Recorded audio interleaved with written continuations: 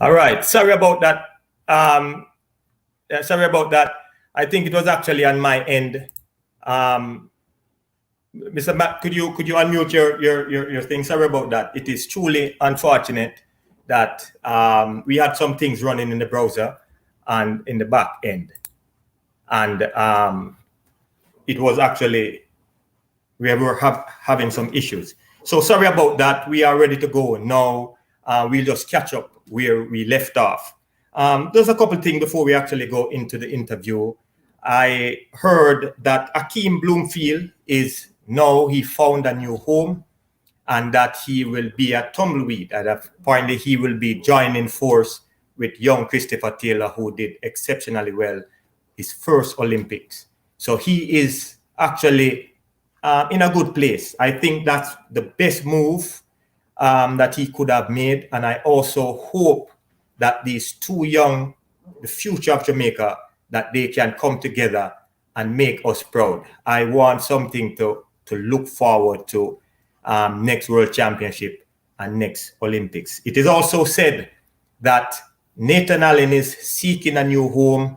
I'm not sure where he is going to end up, but it goes to show that I really hope somebody can rescue him now because he has the talent. And it is obvious to everyone that talent means nothing if the right decisions are not made. And I am hoping that these two young men, as they seek a new home, that they will get that mental preparation necessary that can help to lift their physical game at a higher level. We're going to go straight into the interview, but there's one more thing I have to say because I see it has been the topic for the past weekend leading up to now, where the Sha'Carri Richardson situation and the way how she handled herself. A lot of people are truly disappointed in her. I think they are disappointed in some of the people she has around her because they expect that somebody as talented as Sha'Carri Richardson, that she would not make such poor decision in the heat of things. Now, one thing I admire with her, I admire the fact that she truly wants to win. I admire the fact that she's passionate about what she's trying to achieve. But at the end of the day, it goes to show, though, that talent really means nothing if you don't make the right decision. And this is strike two. And I don't know if she's going to self-destruct before we hit strike three, or if strike three is going to be the straw that breaks that camel back.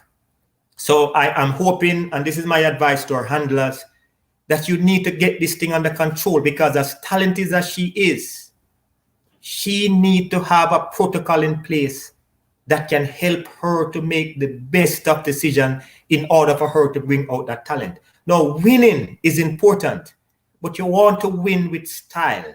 And I will encourage your management team that they need to do more to make sure that she makes the right decision moving forward. Today, I have a very special friend in the studio. He is somebody that I admire based on how he talks about the sport. But before I go in and introduce my special guest, Mr. Levy, I have a quick introduction to make on Mr. Levy, and then we're going to go straight into the interview. So let's introduce my special guest, my friend, somebody that I have a whole lot of respect for. I introduce to you, Mr. Levy.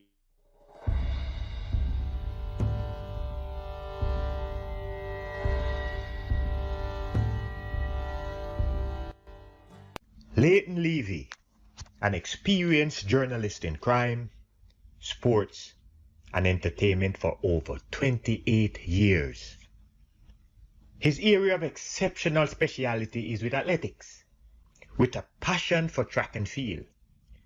When discussing controversial issues pertaining to athletes' challenges, performance, or their personal development, he speaks his mind. He's very open, he's very honest. He highlights things that sometimes athletes don't want to hear, but it is the truth. But the beauty about Leighton Levy is that he finds ways to say the truth in a way that it is not offensive. I enjoy listening to him because he has a way to be candid, but to show empathy as he shares his views to help to strengthen those who are seeking a better way to achieve their highest potential in their sport. I am honored to know this man. I am honored to know that this is one of the few who are continuously fighting to pave the way for athletes to have a better and a brighter future. I am honored to introduce to you a highly respected journalist who I am proud to call him a friend and colleague. I introduce to you Leighton Levy. Hello, Mr. Levy. How are you, sir? You're mute. I can't hear you. Yeah, it's a pleasure talking to you. Always nice catching up with you. Yes, man. I apologize. It was my fault. The browser was open on my end, and I was trying to figure it out and didn't realize that it was me. So I will take the personal responsibility for this, Mr. Levy. But look, I'm happy to have you on my program. You know, I said this over and over, that when I met you for the first time, you treat me like a person. And it was kind of surprising for me, because I'm saying sometimes people just treat us as if we're athletes. We don't mean that much to them. And I continue to say it was the first impression. And look, I'm happy that you're here. I was watching you this morning and I saw where it said that 19 of our athletes and their handlers, that they were caught in Kenya. They were left back in Kenya because of the COVID crisis. Is there any truth to that? Yeah, man. The J3 has actually confirmed it on yesterday, where 9 athletes, that's 19, tested positive during the course of the championships. 4 initially, and then an additional 5. They are in quarantine. They're asymptomatic, but they're in quarantine in Nairobi, and they won't be able to travel until at least September 2nd to head back to Jamaica. Once, of course, obviously, they present negative tests, and of course, then are cleared to travel. So how did this affect performance? Because I heard that some of the athletes were not able to perform because they were tested positive before the actual event. I think a few of them, we missed out on probably a couple of medal opportunities. A number of the female athletes who had actually made finals didn't show up, obviously, because they were in quarantine. And a couple of them specifically were realistic medal contenders, given the times that they ran going into the finals, and of course the times that they've run during the course of the season, and given the times that eventually won medals in the finals. It would be conceivable that they would be probably be among the medals had they been able to compete. Well, it's unfortunate. I'm happy that they're healthy. I'm happy that there was no fatality. Mr. Levy, I'm happy to have you on this program because of your insight. Your insight is greatly respected in my camp. And I honestly wanted you on this program because when I see the years that you put in to make sure that our athletes are, you give good information, I see it where you study and you analyze different sports. But one of the things I find interesting is the way you look at track and field, because it seems like you're always on point. But based on your knowledge in the sport and what it takes for athletes to perform in terms of their development, is it possible to have a successful and a sustainable track and field program if we are not investing into our young and developing athletes? No, it's not. I mean, look, one of the things, and you said something earlier, where a lot of people see athletes as commodities almost, things that will provide us with entertainment, not understanding that there's a process by which you become a star athlete. Nobody was born to, running fast, or born to catch balls or to hit cricket balls or whatever it is, whatever the sport you decide to pursue. It takes years of sacrifice, training, until that training becomes instinct. Along the way of that training, you need support. You need proper nutrition. You need to be able to rest well. You need to be able to have a clear mind. You need to be able to function in an environment where you're able to afford the things that you need to be able to succeed, like physiotherapists, of course. I mentioned nutrition earlier, and of course, coaching. But unfortunately, what we have in Jamaica is a situation where, look, let me coach this by saying, look, we have a strong youth system in this country, which is one of the reasons why we produce consistently athletes of a high caliber from as far back as you can remember. It all started for Jamaica back in 1896 with G.C. Foster beating the Olympians who won at the Olympics in 1896, the very first Olympic Games. Of course, Jamaica was not a part of the Olympic Charter at that point, but in 1948 through no, but even before that, 34, the Empire Games, Jamaica has always produced some of the best athletes in the Caribbean and the world. That process, however, as time has passed, has created gaps that we've seen a number of athletes slip through, primarily because there isn't a cohesive system by which they are able to then progress. A kid starts in Jamaica, for example, at the prep school level, and they're trained, and of course, through the strong coaching now that they're able to have access to, they matriculate to the high school, and then from high school, that's where the problems lie. Because if you choose not to go to college, for example, in the NCAAs in the United States, or as we saw more frequently at the universities here in Jamaica, then you struggle because you don't have support.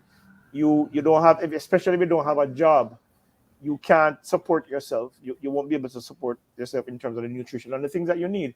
So there are clear gaps. So the short answer to your question is no, you can't. But unfortunately, what we're seeing now is that there are gaps being created in the system, primarily because a lot of our young developing athletes don't have the support that they should have. To fit the Jamaican experience realistically, in your own opinion, Mr. Levy, what kind of a program you think we should invest in that would have the athlete's best interests at heart? And how should those in leadership go about doing this? Well, one of the first things, before I get directly to that response, as you know, back in 1995, the Sports Development Foundation was created to help to fund the sports in Jamaica. That money came from the excess from the lottery companies that after they paid their bills and of course their profits, then that excess would come over to the Sports Development Foundation, which then would use that money to fund sporting programs in Jamaica, because prior to that, there was no sport that had consistent funding in the country. But what has happened since that time is that the 100% funding has now been reduced to 40%. Some of that money goes directly now, instead of going directly to the Sports Development Foundation, that money goes to the consolidated fund, which then pays that money back to the Sports Development Foundation. Sorry, I'm getting tongue-tied here. And of course, the Chase Fund. The Chase Fund actually helps to fund education and some health areas. For example, people with cancer or diabetes are able to get funding for surgery or emergency medical care through the Chase Foundation. 40% of that money then now remains with sports in Jamaica. But so to answer the question, what would I think needs to be done is that Greg, you notice there used to be a lot of youth camps when you were in formative years. We need to reintroduce those youth camps, and of course provide financial support to those athletes who show promise. But I don't think with what is happening with the Sports Development Foundation, I don't think there's enough resources to go around, primarily because the money has been diverted elsewhere. In addition to that, I think what needs to be done is there needs to be a public-private partnership in terms of helping to provide support for young developing athletes coming up, because we see the talent every year at Champs. In the last 110 years, we've seen so many young Jamaicans emerge as world beaters. I mean, Usain Bolt, Veronica Campbell-Brown, the list goes back for centuries. So I think there needs to be a proper cohesive structure where there is funding provided across the board for young athletes to have access to once they matriculate from high school into the senior ranks, especially if you're not in college or if you're not in a camp that will be able to supply you with the support that you need. And of course, many of those clubs that we've seen struggle to to find support, because if they don't have a big star in that club, like an MVP, for example, you don't have that kind of support. So there needs to be a more cohesive approach to how young athletes are funded across the board in terms of public-private partnerships, I believe, and of course increased funding from the Sports Development Foundation. And let me just add a point here. Let me put this to you in terms of what it really means from the reduced support, the reduced resources of the Sports Development Foundation. Let's just say 10 years ago, the SDF had access to 600 million Jamaican dollars, right? I'm just using a figure here roughly. Yes. That money comes in at, when the exchange rate was say 50 to 1. It's now 150 to 1. So that money does not go as far as it normally would 10 years ago. But there is no increase in the funding because, as I said before, the SDF is getting only 40% of the money that comes in that goes towards sport. And of course, then it has to go across 40 different sporting administrations.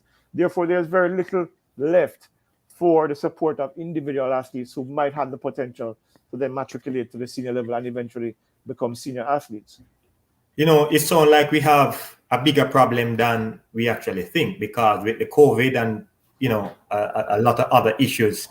You see, Mr. Levy, I've been saying this for a few years now.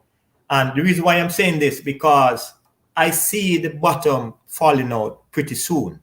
And I am standing on the hill shouting to say, let us do something before we get worse, because based on what we see in terms of the trend, it seems like it's getting worse. And then when sprint guru, Mr. Mills came on your platform and he was making it very clear that we have a problem. He has been in the business for over 50 odd years and he's telling us that, look, if something is not done, we are going to have a major problem and it might be irreversible. So while he was doing the interview, one of the things he said that 10 to 15 talented athletes are not able to transition to the next phase simply because of lack of funding. And I agree with him absolutely, but I think that the number is greater than 10 to 15 per year. In your humble opinion, what do you think can be done on a national scale that can help to fix this, where the right people are in place, the right people are looking at the data and making the decision that will be in the best interest of the athletes? It's going to take, the first thing that needs to change is the mindset of a lot of people in this country who believe that sports is just recreation. Huh? Sports is a significant business. And the more you create opportunities for young Jamaicans, that business becomes more viable. Huh? When you look at what Usain Bolt has been able to do, Usain Bolt because he's the epitome of what can happen when things go well. Huh? Bolt has about 17 global sponsors right now, where he's able to generate the kind of revenue. And whenever he does things like commercials or whatever it is that he does for his corporate sponsors, they come to Jamaica to do that. So he creates employment opportunities as well. So there are many opportunities in which that can happen. Shelley and Fraser-Price similarly. And of course, now I would suspect that some similar things will happen with the Lane Thompson-Herah. What we need to first of all do is to understand that sports is a business, and we need to invest in that business for it to succeed and to continue to succeed. And it's not just for track and field, it's across all sports, because as we've seen over the last 20, 30 years, there are Jamaicans in literally every single sphere of sport globally that you can find. Even winter sports, that we have no snow in Jamaica, but we have bobsledders who are doing well. And on the circuit, Carrie Russell and others, Audrey Segree, former track and field athletes who have transitioned to those sports who are doing well. So to answer your question, as I mentioned prior, there needs to be a system put in place where there's a proper structure that supplies funding for young athletes. Once you identify the talent and you recognize that this is somebody who can make the leap from the junior ranks to the senior ranks, so support needs to be supplied. Meaning, either the athlete should be able to apply for funding, or there has to be some kind of conversation between the JOA, the J3As, because as you know, there's an Olympic chart, Olympic funding that comes through the JOA, and of course the J3As that can create opportunities for these kids to get the kind of support that they need. First of all, they have to be identified, either then placed in a camp where then that camp is supported, or the athlete is supported indirectly through financial support for that camp, or the athlete is funded directly, meaning that if you need 100,000 Jamaican dollars per month for you to then be able to have 3 square meals a day, to have the kind of training that you need, to have the kind of physiotherapy that, the support structure around the athlete, that will be able, money that will be able to pay for these things, because they don't come free. And it creates an industry, because then you have more people, more physiotherapists who will be able to be on payroll somewhere as opposed to doing their own thing. And it creates a stronger industry. That industry in itself generates funding, because then you might be able to attract sponsorship from individual companies like a Puma or an Adidas, additional funding that is for individual athletes or individual structures like the clubs. Of course, some of them already do, but they do need additional support. So what it is that there needs to be this cohesiveness between the systems that we put in place here and the systems that are already in place, that there are no gaps for these athletes to fall through, because so many of them fall through. It's not just 10 or 15. There are many of them. Look, let me just say this before. Not every athlete wants to become an Olympian or a world champion. A lot of them just use track and field as an opportunity for them to go to college, and they can get an education and get a degree and then provide for their families. So we understand that part of it. But beyond that, if we're going to have a consistent stream of high quality athletes who will not fall through the cracks, because we've seen over the years, you've seen what has happened to the likes of Rudolph Mighton and Daniel England, so many talented athletes who have come through champs who have not managed to make the transition, primarily because they did not have the support.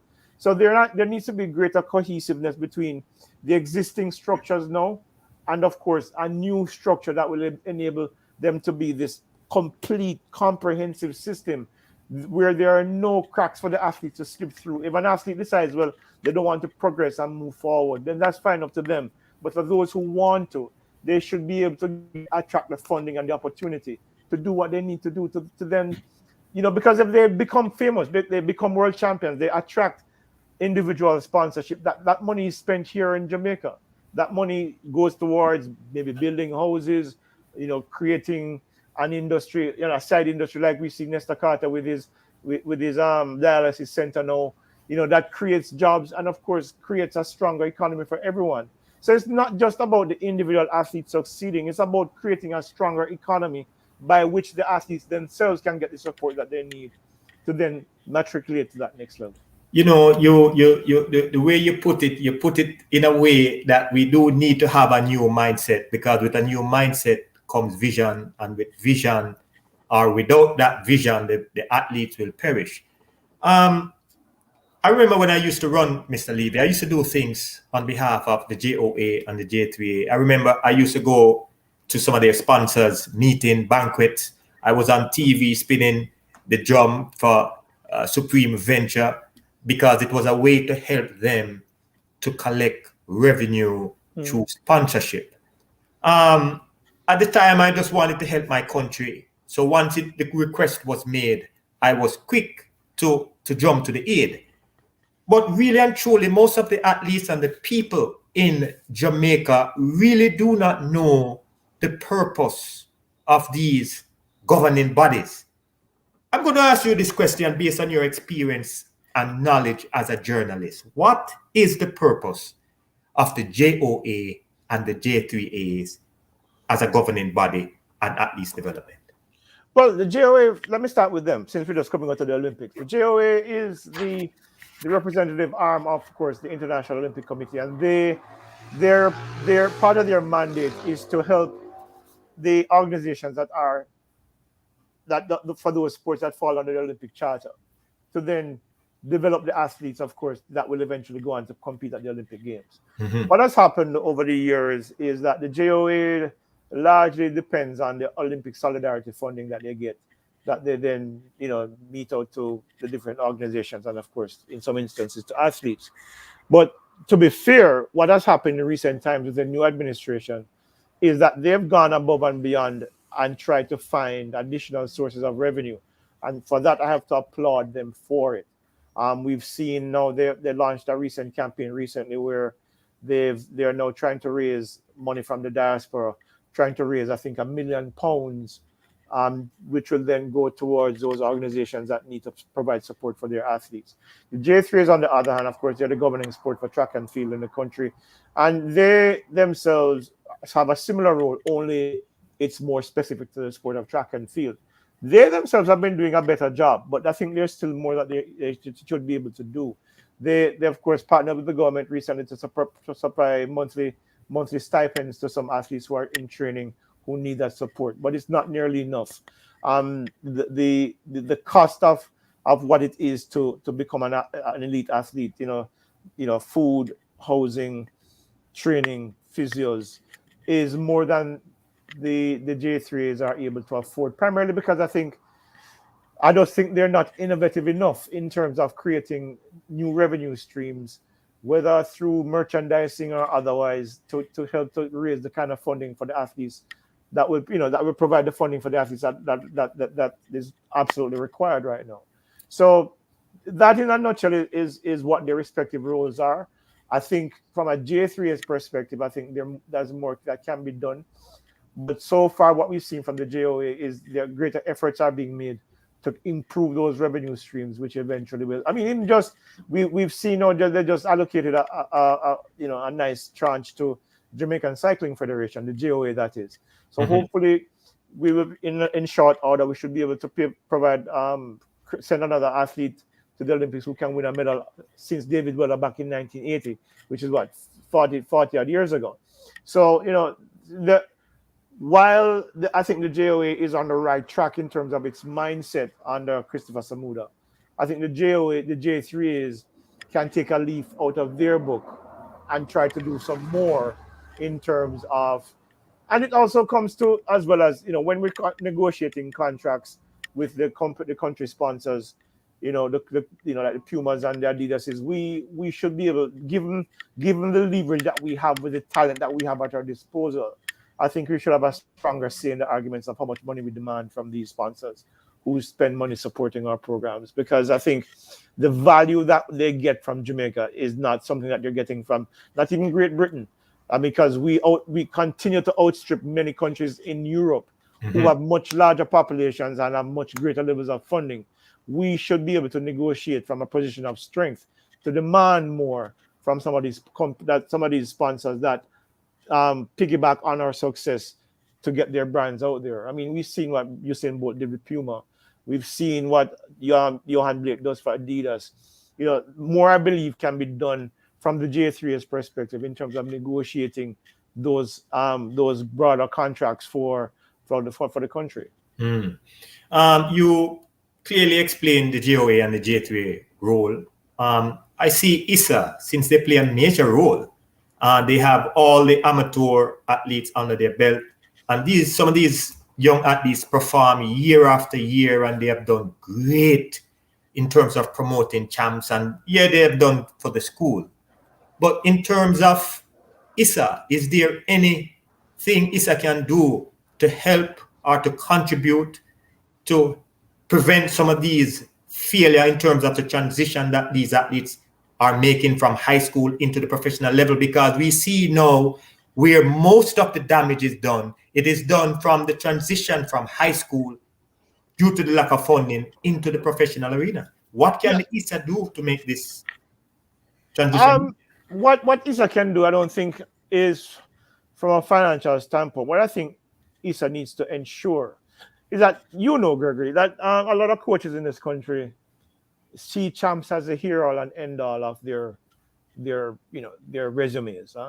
They go to champs and they push these athletes to the limit and they perform well and they excite coaches from the collegiate circuit both here and abroad. But it comes at a high cost. So a lot of these athletes come out of the champs era severely injured and unable to fully make the transition because those injuries are so debilitating. There's a particular athlete, a popular one, I will not call his name, primarily because I think those issues that concern his health are private. But when he went to the club that he went to the last couple of years, there were significant concerns about whether or not he would be able to make the transition because he had so many injuries, so many career-threatening injuries. So what I think ISA needs to probably do from that perspective is to ensure that a lot of these athletes are protected in that they are not abused. And I use that term loosely. That in terms of overworking, in terms of pushing them to limits that they're not ready for, their developing bodies are not ready for yet. Beyond that, the physical, I think a lot more needs to be done to develop the athlete as a whole, as opposed to being just an athlete. Education is a significant, the important element of the development of any athlete. It gives the athlete an opportunity, first of all, to understand what's going on with his or her own body. And it gives that athlete an opportunity to also represent his or herself when it comes to the possibility of attracting sponsors. What I find with a lot of Jamaican athletes, and I want to speak specifically about Jamaican athletes because I'm not sufficiently informed about athletes elsewhere, is that our athletes don't represent themselves well on the international circuit. And it's a hard sell for a sponsor to say, hey, that's a young kid with a lot of talent, but guess what? How do we use them in our market when they're not able to effectively communicate with the market that we're trying to reach? So the holistic development of the athlete is important, and I think ISA can play a greater role in ensuring that the athletes that are coming through, especially those who are identifiable talents coming through, that they're readily ready to take on the responsibility of, because everything is a brand, okay? So if you are a high school athlete who is able to do spectacular things, that's the beginning of the development of your brand. But it's more than just being able to run fast or jump high or jump far or throw something far. It's about who you are and the personality.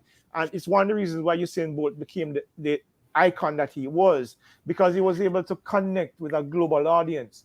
A lot of our athletes shy away from the opportunities because they're not given they're not channeled in the right direction and allowed to understand what it is that is important about becoming an athlete, especially if you're aspiring to become a global athlete.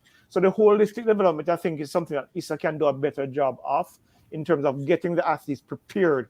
Because look, we've seen over the past couple of years, not more than a couple of years, kids making a transition straight from high school into the senior ranks. Johan Blake, for one, Shelly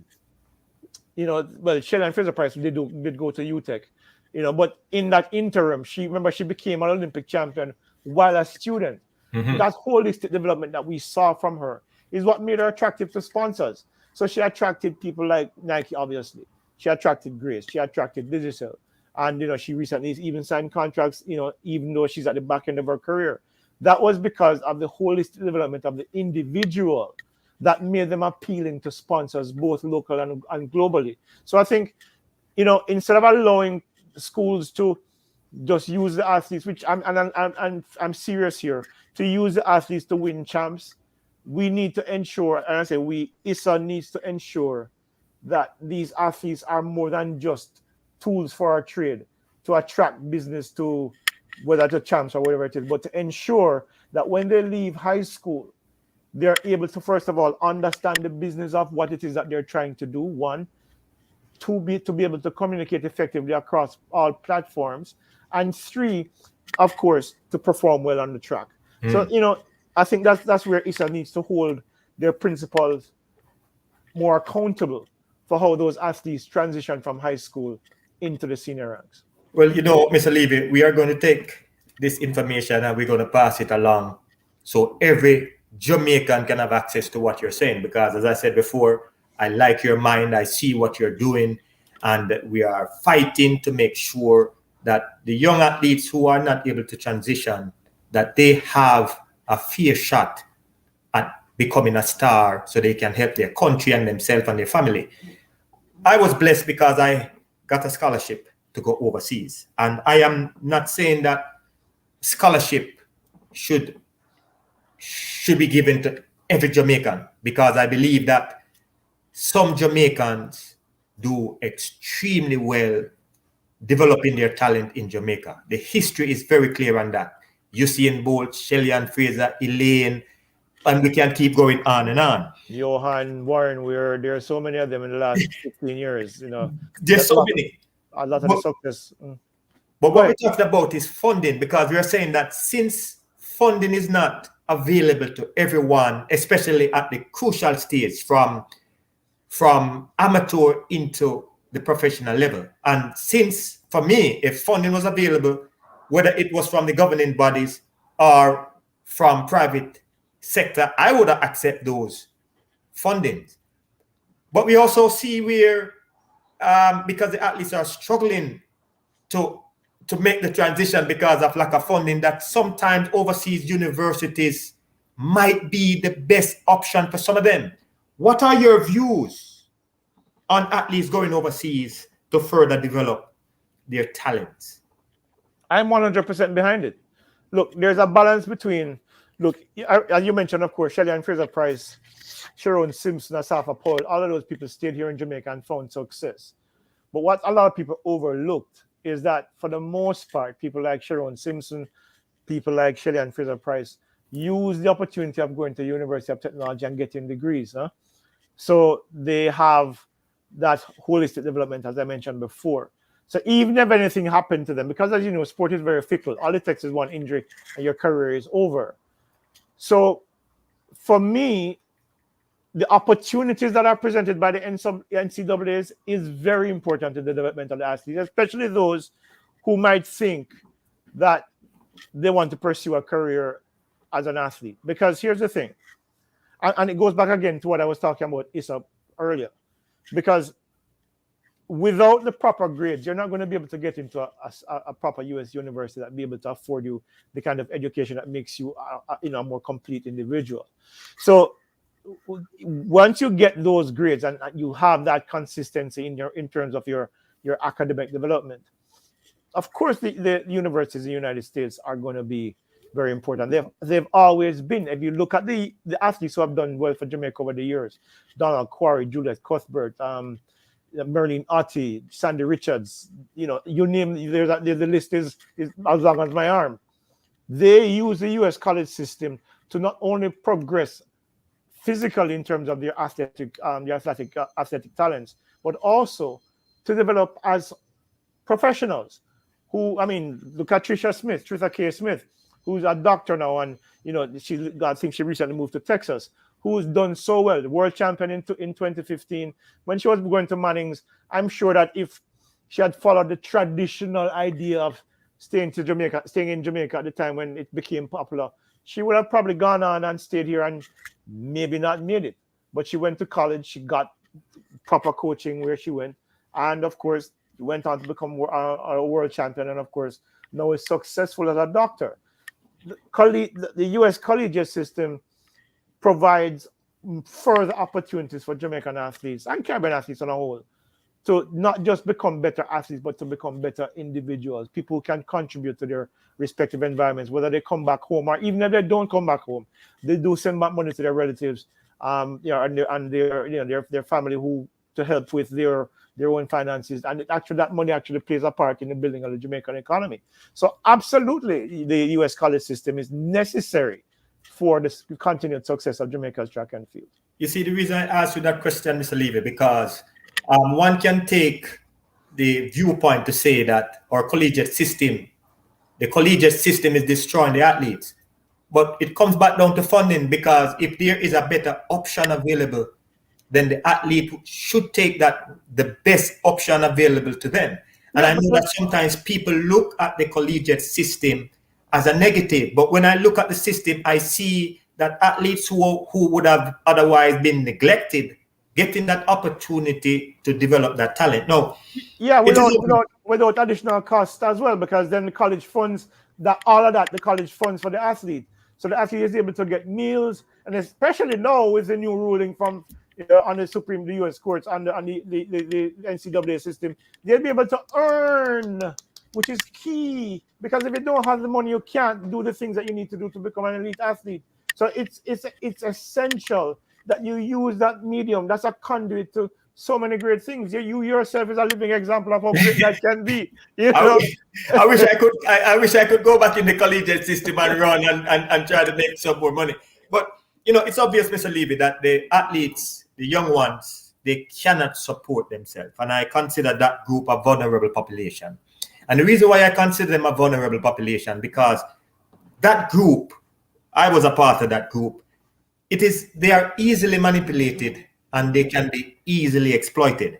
Yep. Based on your knowledge about athlete development, who do you think should be responsible for this vulnerable group of athletes, individuals who really cannot support themselves and need the help to just get past the rough stages of development, which is the early phase from amateur into the professional level? It's a combination of people. I think there are a lot of families in Jamaica who these kids represent the only opportunity for them to break the cycle of poverty. And so it's crucial that that cycle is broken. The only way to break that cycle, as I mentioned before, is through these public-private partnerships where these kids, because each year there are not that many of them who will come to the fore and are ready, because there are different stages. While some are developing at a later stage, some are just coming through. So I think this is where the public-private partnerships are going to be essential, which we started out with, where a young kid leaving high school and has aspirations of becoming a professional athlete, needing to look, and part of it is as well is that a lot of these kids unfortunately are sometimes encouraged to skip school. We hear it on the programs and radio every day. Oh, them have talent, so them don't need university, them can go university later. But what if you don't make it? What if you don't make it? And even if you do get a sponsor, what if you blow out a knee or have a hamstring injury, a debilitating hamstring injury that prevents you from becoming the athlete that you potentially could be? What then? The athlete falls back into that cycle of poverty. So what I think needs to happen is that there needs to be a public-private partnership where this is how I think it should, and this is just roughly because I'm sure the details will be lost for the time being, because I'm just thinking it's through right now. But if you have a public-private partnership, for example, where a young athlete can get a temporary job, or where they can train, they can go to work, and they can take care of the needs that they need. And of course, during that period, they get trained in other skills that will then not just empower them as athletes, but then while they're becoming better athletes, they're also becoming better professionals as well. Whether it might be an accounting, maybe some hands-on skills like plumbing and carpentry, stuff like that, which people have a bizarre tendency to look down on, but they're very strong industries and create a sense of independence for a lot of these guys. And even if it's not that, maybe it's coding, maybe you can become a computer specialist through, because one of the things, and I'm going to digress a little bit here, because the hard skills program that we have in Jamaica does a good job of getting those kids who might not be academically the sharpest knives in the drawer, but they're able to work with their hands, and they have this skill set that is not developed, And there's a time in Jamaica when we used to have these community centers where you could go to a community center if you don't have the requisite number of CXCs or CSEC or whatever exams are called now, and you could go to those skill training centers and learn a skill, right? It creates a sense of independence, one, and also it produces a contributing member of society. So while these athletes are training, they can probably go to a couple of these skill training centers, earn a stipend, as well as developing the skill, and then holistically become less vulnerable, because then they begin to break that cycle, because you don't have to depend on a sponsorship. For example, you can say, I know a lot of athletes in the United States even who have jobs where they go out to in the days and they earn a living, but they're able to train. It's not ideal, but it's an opportunity to break the cycle.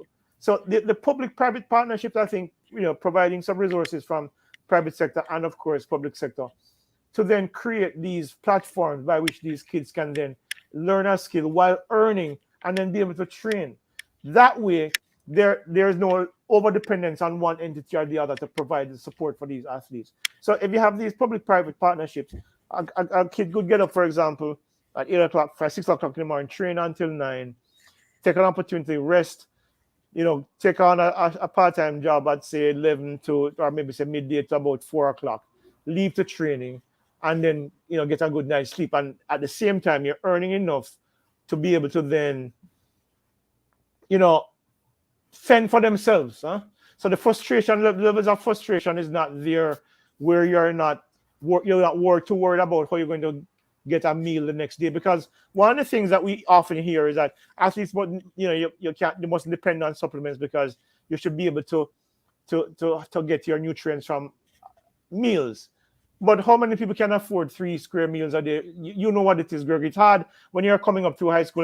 The only meal you can have each day is probably a bowl of porridge. You're not getting enough nutrients to be able to train effectively and to recover effectively, and then to go on and become an elite athlete. It's very hard to do that. So you create this opportunity for them then to then earn while you're developing without putting too much stress on the athlete. Because look, some sacrifices are going to have to be made. But if you create a platform for them to have the opportunity, then you don't have to worry too much about worrying about the athlete getting frustrated or not being able to fund themselves, because you're giving them the opportunity to do both. You see, Mr. Levy, you said it earlier, that the leadership should see this as a business, and they should see how different industries can be created with innovative thinking. Because if most of the millions that they're getting through sponsorship is coming from athletes and their performance, then it would make sense to see the gap where these athletes are falling by the wayside and try to stop that gap by looking at it from a holistic approach, which is what you said, to make sure that the transition is successful from the high school into the professional level. And in order for that to happen, you see where Australia has done it, US has done it, Europe has done it, where if it's a soccer thing, they would allow the person to just sleep all day, get the necessary rest, get the necessary meal, and then go and train because they can focus on the training. So we are saying that the leadership need to think outside of the box and come up with successful ways that can support the athletes. Now, I want to jump on this because I must say that I admire what MVP Racers and Spring Tech has done over the years, because they changed the playing field in terms of the level of support that athletes could get in terms of the transition. And I remember when Stephen Francis started out, that a lot of people thought it would be impossible. But when you look at the last 4 Olympics, most of the medals that Jamaica won, they won it based on the fact that you had local clubs. Stephen Francis mainly did everything that he could do to protect his athletes and to properly develop his athletes. But you also find that there are some other things that could be done to make sure that the athlete continue with that successful transition. What are some of the things that you see that these clubs can do that can enhance what they're doing now to bring forth and continue the generation of success? That's a tough question, and here's why. You see, a lot of these clubs are, except for with notable exceptions, MVP obviously being a notable exception, are operating on shoestring budgets. They get some financial support from their sponsors, like Sprintech gets support from Adidas. Look at the text. Some of these clubs get sponsorship from Nike and of course Puma, but that money doesn't go much farther than taking care of some of the basic necessities. And again, it comes back down to how they manage those funds that they get through. And the key thing for them is developing a star athlete, because that does help.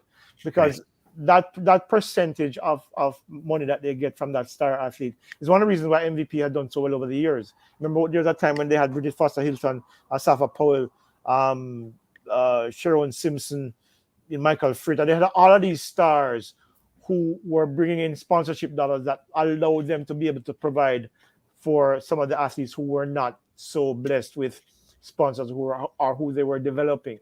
Because there's a lot of cost that goes into developing these athletes. Mm-hmm. So the answer to that question, I honestly can't say if they can do much more than they're doing now, except to continue to try their best to create that athlete who will then become either a world champion or an Olympic medalist that then will attract the kind of sponsorship that will bring that sponsorship dollar into that club.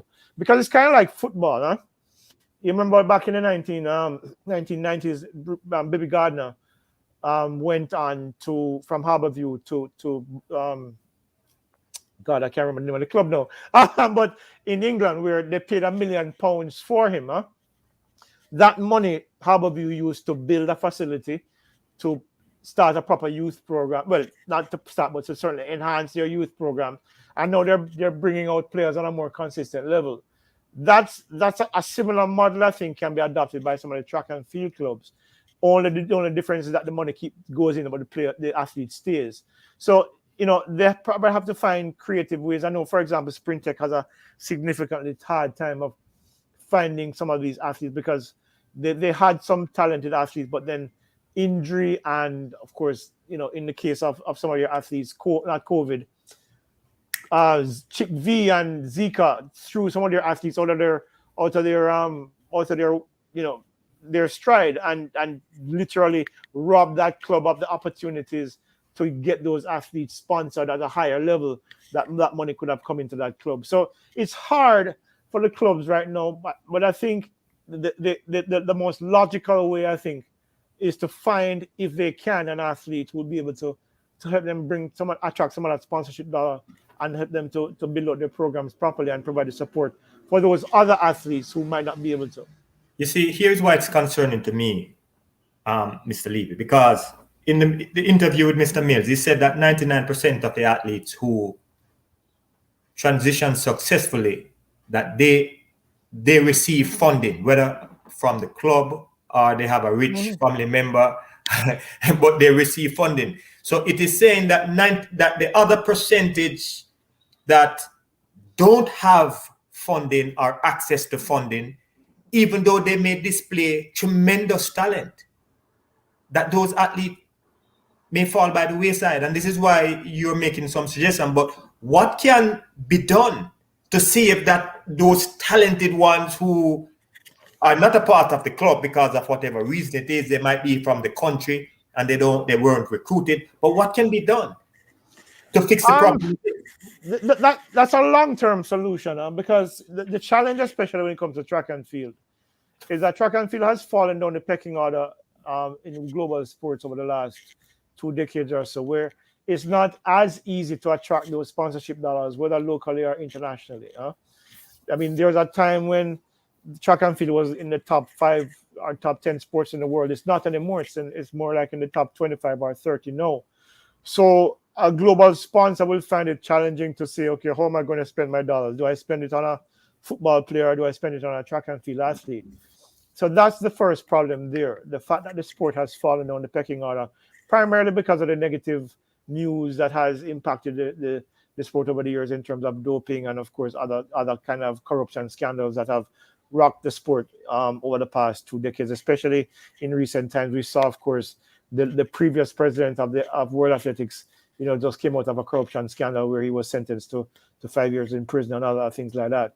So I think it has to start at the top with the management of the world leaders of the sport, the global leaders of the sport, need to do a lot more in terms of making the sport more appealing to sponsors and, of course, the wider public, by either changing the dynamic of how meets are held or getting those athletes in your face like they used to back when I was growing up, when all you heard about was Donald Quarry or Houston McTeer or Steve Williams, or later years Carl Lewis And even you in your era, I mean, people were talking about a Gregory Haughton, a Davian Clark, because you guys were so special for Jamaica, the Burt Camerons, the Merlin Ottis. So that is where I had to start. But coming back to local, again, I think I'm going to have to go back again to those public-private partnerships, because I think when those athletes get into those clubs, and of course, the prior discussion that we had just a while ago about, getting those athletes into a situation where they can train and, of course, then learn a skill. Maybe the clubs that pick up athletes get a portion of government funding through the SDF, which would help to support. Like, so for example, there's a X value to each athlete that they have there, and of course, obviously they'll have to bring in additional coaching, which then increases the size of their staff, which means that their operational costs go up. So some of the money that comes from the SDF, should they increase the funding from the SDF, then can go towards paying those coaches and supporting those athletes in those respective clubs. That's the only way I can see it working now, until a better way can be found, because it's a challenge across the board, especially in a country where per capita Jamaicans don't earn that much when compared to the United States or other developed countries. So you got to find a way to ensure that at least the minimal level of support can be coming through to help the kids to survive the environment. Because it's, the reality of it, and what we've been discussing for the last hour or so, is the fact that it's a very, very hostile environment. And the only way you can survive that environment is to equip the people who are capable of helping with this environment, to have the tools necessary to help those who are in need. So I don't think there are any easy answers to it, but I do think there needs to be a process where it has to begin, where these partnerships are going to be instrumental in helping these kids to make that transition, and of course helping the clubs to help them to make that transition as well. Well, I have one more question before you go, because I know time's of the essence, and it is important though that those people in leadership position, that they think carefully about what needs to be done next. Because when I look even on the female and the male, you said it on the program that I saw you on earlier today, that the female continue to outperform the men. But one of the things I saw over the years, for the past 3-4 years, is that the men are slowly getting out of the picture, and it seemed to get worse. Because I remember when I was just coming up in the early 90s, we didn't get a whole lot of medals during my time. Nope. We were happy to make a final or a semi-final or make it past the first round. And I can see that trend happening to our men, our boys now. And I'm making this statement to say that it is imperative that those who are in leadership position understand that the most crucial point where the athlete need the help and the guidance and the support is that transition from the amateur into the professional. You find that within the first 2 years, if they're not there, they are dumped over like some garbage, and then they look for the next person. But here is the question that I have for you. In the interview with Mr. Mills, he said that Jamaica collect endorsement. Say, for example, the JOA, they collect some endorsement and sponsorship. And it's mainly track and field who bring forth that level of funds or revenues that they receive. 100% of it seems to be coming from track and field. However, Mr. Mills said that the JOA is set to invest some of the monies in other sports outside of track and field. And he was saying that it is unfair to kill the goose that laid the golden egg, which makes sense. If track and field is bringing in all the monies, or 99% of the monies, then that money should be reinvested in developing track and field athletes for the most part, if the future is to be sustainable. What are your views on taking the funds coming in from track and field and use it to develop other sports and neglect some of the athletes, the 10 to 15 that Mr. Mills is talking about, which we agree is a higher number? And if this number continue to diminish, you will see a lack of motivation, a lack of inspiration, and it will just make things get worse based on the trend that we see. But do you think that is fair And after I let you go, and I appreciate your time. No, man, not a problem. Today's Monday afternoon, so I'm good. No, listen.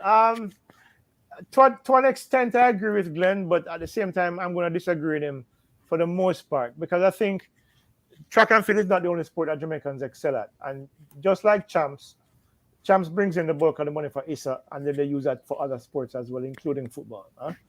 What I think the mistake is in this country with track and field in terms of the development of athletes is that we keep focusing on just one or two events, 100 or 200. That's where everybody wants to go. Everybody wants to run 100, everybody wants to run the 200, or in some instances run the 400.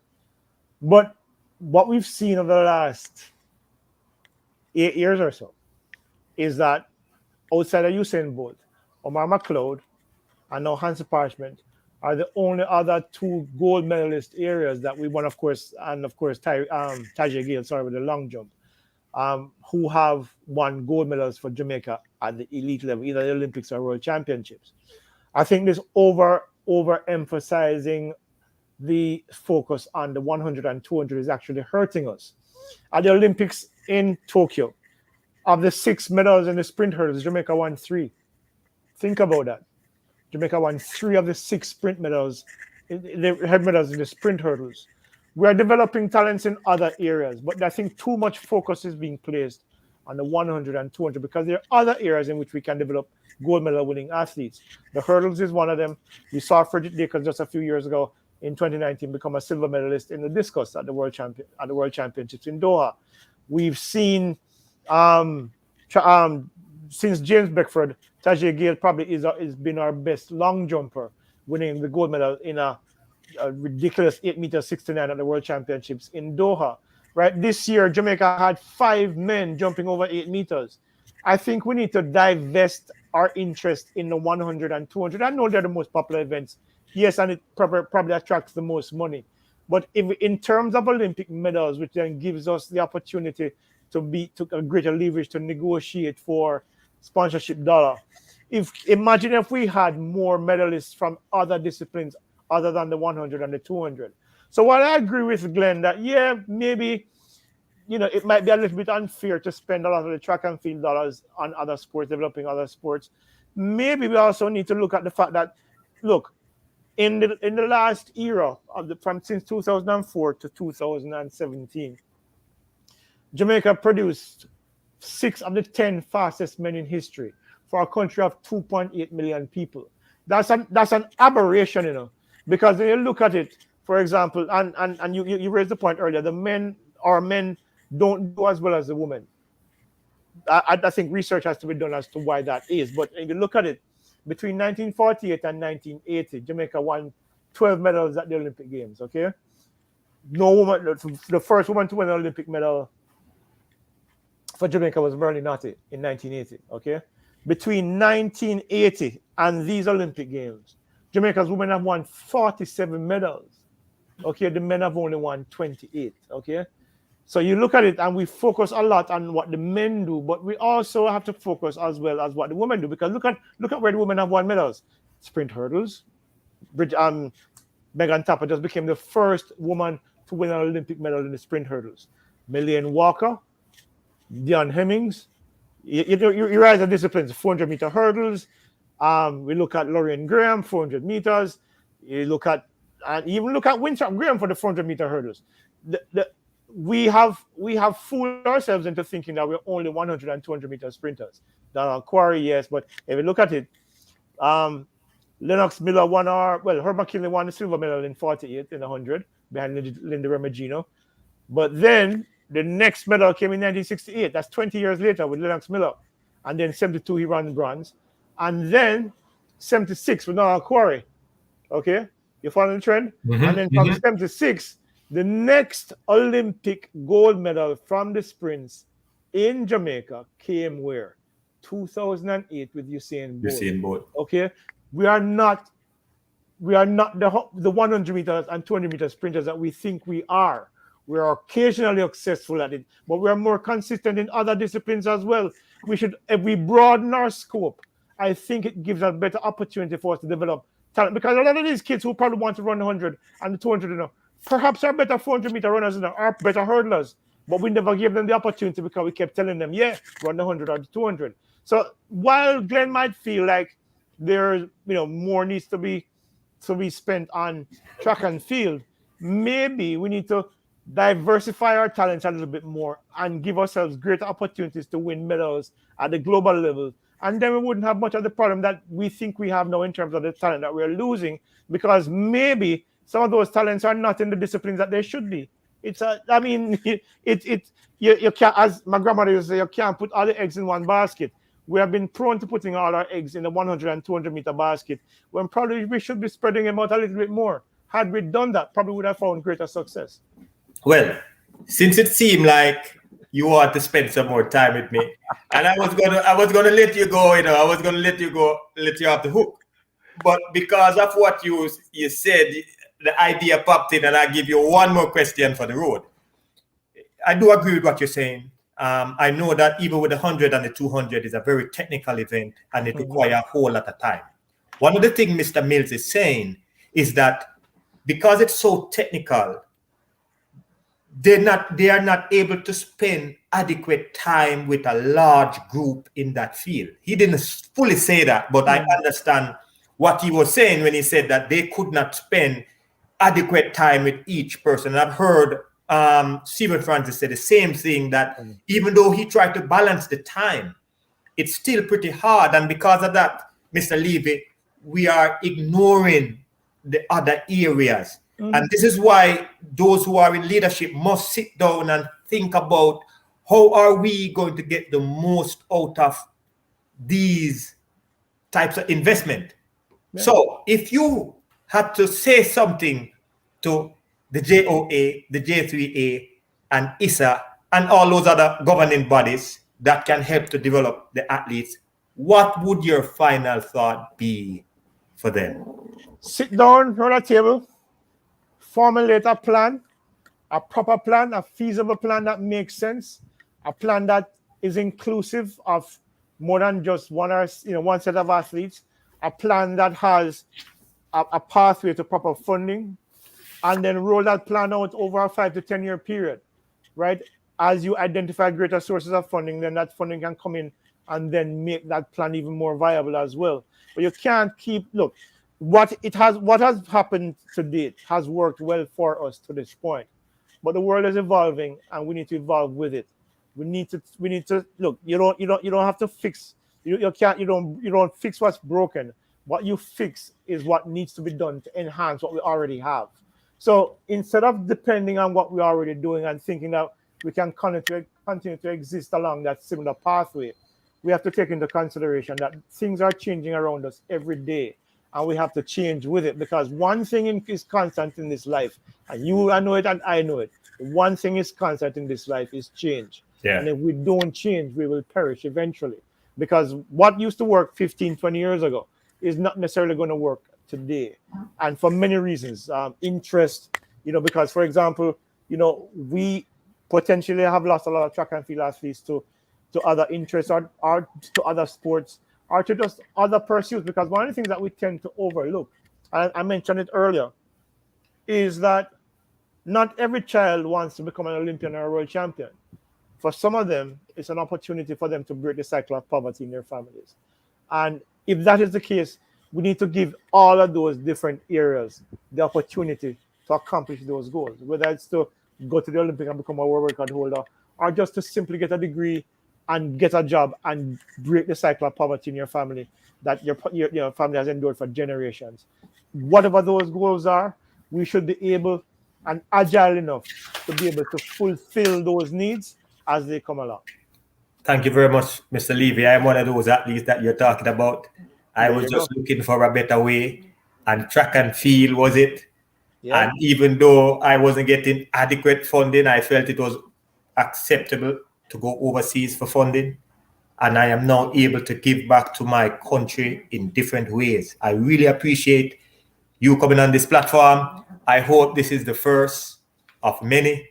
I always say this, that you have a body of knowledge that the world needs to exploit, and I'm happy that you gave me the opportunity to pick your brain to figure out how we can make things better for our athletes for the future. I thank you very much, Mr. Levy, for coming on this platform, and I wish you all the best. No, man, it was my pleasure, Greg. You know, it says always fun talking to you because you raise the bar to a level. The conversations that you have are ones that I like to have, of course, on my radio show that I'm no longer a part of. But it's about bringing the knowledge to the people, because the more people know, the more they'll be able to act in a way which will benefit the progress of all. Let me just give you a quick story. There's a young lady who I'm so very proud of, who she grew up in Bull Bay, you know, poverty-stricken, watched her father get murdered beside her, and she now has 2 first degrees, 2 master's degrees, and just completed her internship for her PhD. That's the kind of success story that I think we can do more of in Jamaica, because the opportunity is there for us to do it for us all. God bless you, Mr. Levy, and may he continue to guide you every step of the way. Thank you very much for coming on the program. No, man, take it easy, man. And we catch up soon. All right, we'll do. All right, thank you very much all for coming out. If you have not subscribed to the channel, please go ahead and do so. Very interesting conversation with Mr. Levy. If you didn't catch it, I would suggest that you go back later when it's uploaded and download it. It is important to note that in order for athletes to be successful at the international level, someone needs to step in and assist them, because it is obvious that they are not able to assist themselves. They are not able to support themselves, and they are not able to guide themselves. And one of the reasons we have this platform is to help to put in place structures that can help to guide these young athletes, or I should say developing athletes, so they can achieve their highest potential in not just their sport, but also their lives. Thank you very much for coming. May God continue to bless and keep you all safe. God bless you all.